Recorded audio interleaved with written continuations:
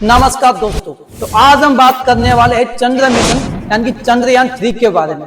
क्या है ये चंद्र मिशन, इसको भेजने से क्या फायदे होंगे, भारत अपना चंद्र मिशन चंद्रमा के लिए क्यों भेज रहा है, ऐसा करने से क्या होगा, और इससे पहले जो चंद्रयान फर्स्ट और चंद्रयान सेकंड को भेजा गया उनका क्या हुआ। तो इस वीडियो में पूरी जानकारी आपको मिलने वाली है। तो वीडियो में आगे बढ़ने से पहले आपको चंद्रयान मिशन के इतिहास के बारे में बताऊंगा। भारत की ओर से चंद्रमा के लिए चंद्रयान मिशन फर्स्ट जो 22 अक्टूबर 2008 को भेजा गया, जो 5 दिन बाद चंद्रमा पे पहुंच गया।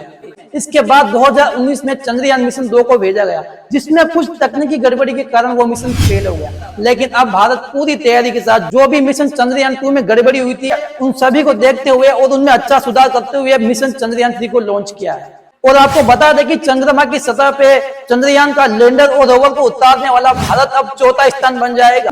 इससे पहले अमेरिका, चीन और रूस ने अपना मिशन वहां पे भेज दिया है। लेकिन सबसे खास बात यह है कि अब तक जितने भी वहां पे चंद्रयान मिशन गए हैं वहां पे किसी ने भी चंद्रमा के दक्षिणी ध्रुव पे लैंडिंग नहीं की है। अगर सब कुछ सही रहा तो भारत अपना चंद्रयान मिशन 3 चंद्रमा के दक्षिणी ध्रुव पे उतारेगा। तो ऐसा करने वाला भारत दुनिया में सबसे पहला स्थान होगा।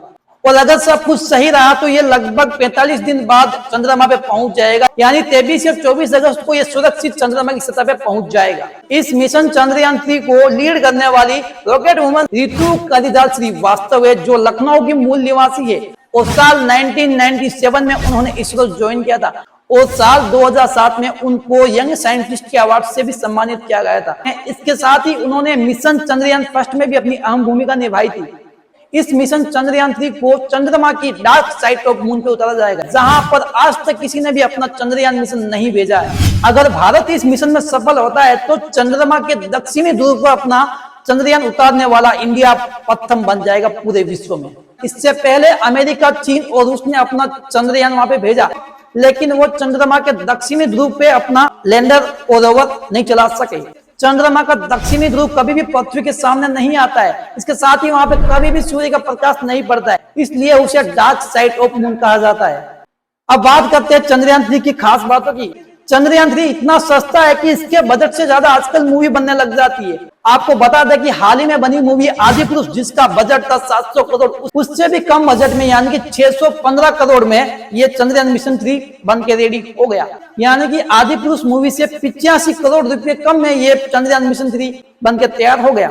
और सबसे खास बात यह है कि 700 करोड़ में बनी मूवी आदिपुरुष का सभी लोग विरोध कर रहे, सभी लोग उसे बैन करने की मांग कर रहे। उससे भी कम बजट 685 करोड़ में बना मिशन चंद्रयान की पूरा देश आज वाहवाही कर रहा है और पूरे देश में खुशी की लहर छा गई है और आसमान को चीरता हुआ मिशन चंद्रयान निकलता है। चंद्रयान 3 में LVM 3 और LVM 4 जैसी बाहुबली रॉकेटों का उपयोग किया गया है, क्योंकि इस रॉकेट का वजन 642 टन यानी कि लगभग 130 एशियाई हाथियों के बराबर होता है।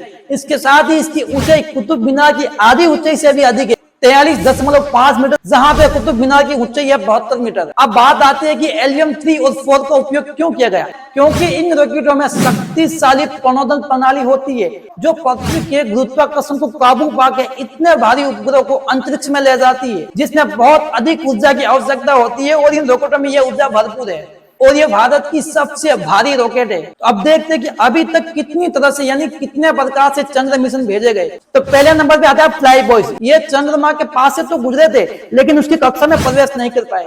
इनको चंद्रमा का दूर से अवलोकन करने के लिए बनाया गया, जिनमें अमेरिका का पायनियर 3 और 4 और रूस का लूना 3 इसी तरह के अंतरिक्ष मिशन है।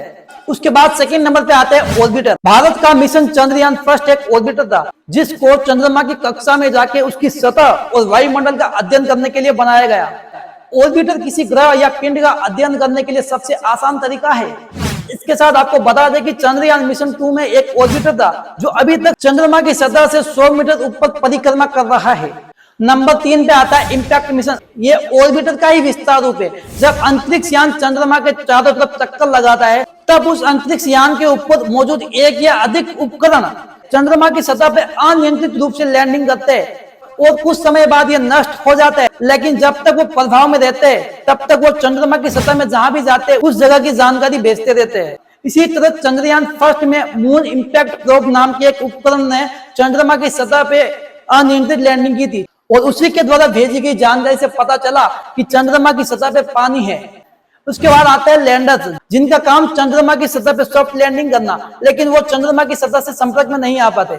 उसके बाद आते हैं रोवर्स, जो लैंडर्स का विस्तार रूप है, क्योंकि लैंडर्स बहुत भारी होते हैं, वो चंद्रमा की सतह का नजदीक से अवलोकन कर सकते हैं, लेकिन वो वहां पे चल नहीं सकता। इसके लिए रोवर्स होते हैं जो चंद्रमा की सतह से संपर्क में आते हैं और चंद्रमा पे आसानी से विचरण कर सकते हैं। जब लैंडर्स चंद्रमा की सतह पे लैंड होता है तो लैंडर्स और रोवर्स अलग हो जाते हैं और रोवर्स चंद्रमा की सतह पे विचरण करके वहां की जानकारी देता रहता है। और इसके बाद आता है मानव मिशन, जिसमें चंद्रमा की सतह पे अंतरिक्ष यात्रियों को उतारा जाता है। और अभी तक अमेरिका की नासा ही चांद पे अपने अंतरिक्ष यात्री भेज पाई है। अब बात करते हैं कि चंद्रयान 2 और चंद्रयान 3 में क्या फर्क है। तो आपको बता दें कि चंद्रयान 2 में एक ऑर्बिटर, एक लैंडर्स और एक रोवर्स थे, जबकि चंद्रयान 3 में ऑर्बिटर के स्थान पे एक स्वदेशी प्रोपल्शन मॉड्यूल का इस्तेमाल किया गया, क्योंकि चंद्रयान मिशन 2 का ऑर्बिटर अभी तक सक्रिय है। अगर चंद्रयान 3 को ऑर्बिटर की जरूरत पड़ी तो उसका उपयोग किया जाएगा। चंद्रयान मिशन 3 ने 14 जुलाई को दोपहर 2:35 पे अपनी उड़ान भरी और वो लगभग 45 दिन बाद चंद्रमा की सतह पे पहुंच जाएगा। और आपको यह भी बता दें कि आप चंद्रमा पे अपनी जमीन खरीद सकते हो और वहां पे जमीन बहुत सस्ती है, यानी कि 2500 रुपये में, मात्र 2500 रुपये में वहां आप अपनी 1 एकड़ जमीन खरीद सकते हो। लेकिन सवाल यह उठता है कि वहां पे जमीन तो खरीद ली, लेकिन जाएगा कैसे भैया? वहां पे आना जाना मुश्किल हो जाएगा, इसलिए आप रहने दो। अब आपको चंद्रयान मिशन 3 के रास्ते के बारे में बताएंगे।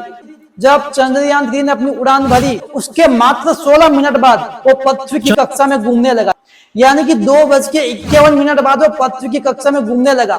अब ये 22 दिन तक पृथ्वी की कक्षा में लगातार घूमता हुआ पृथ्वी से दूरी बनाता हुआ आगे बढ़ेगा और 6 दिन बाद ही चांद की कक्षा में चला जाएगा। उसके बाद 13 दिन तक चांद की कक्षा में चक्कर लगाएगा और चंद्रमा से 100 किलोमीटर ऊपर लैंडर अलग हो जाएगा और चंद्रमा की सतह के नजदीक आ जाएगा। उसके बाद लैंडर्स और रोवर्स अलग अलग हो जाएंगे और रोवर्स चंद्रमा की सतह पे लगभग 14 दिन तक सक्रिय रहेगा और इन 14 दिनों में वो जहां भी जाएगा उसकी सारी जानकारी हमें पहुंचाएगा। चंद्रयान मिशन 3 चंद्रयान मिशन 2 का ही एक अगला चरण है, क्योंकि चंद्रयान मिशन 2 में कुछ सॉफ्टवेयर गड़बड़ी होने के कारण वो फेल हो गया था। तो उम्मीद करता हूँ आपको ये सभी जानकारी अच्छी लगी होगी और आपको कुछ नया सीखने को मिला होगा। अगर आपको वीडियो पसंद आया तो वीडियो को लाइक, कमेंट, शेयर जरूर करना और चैनल पे पहली बार आए तो सब्सक्राइब जरूर करना। मिलते हैं आपको एक नए वीडियो में, तब तक के लिए जय हिंद, जय भारत, वंदे मातरम।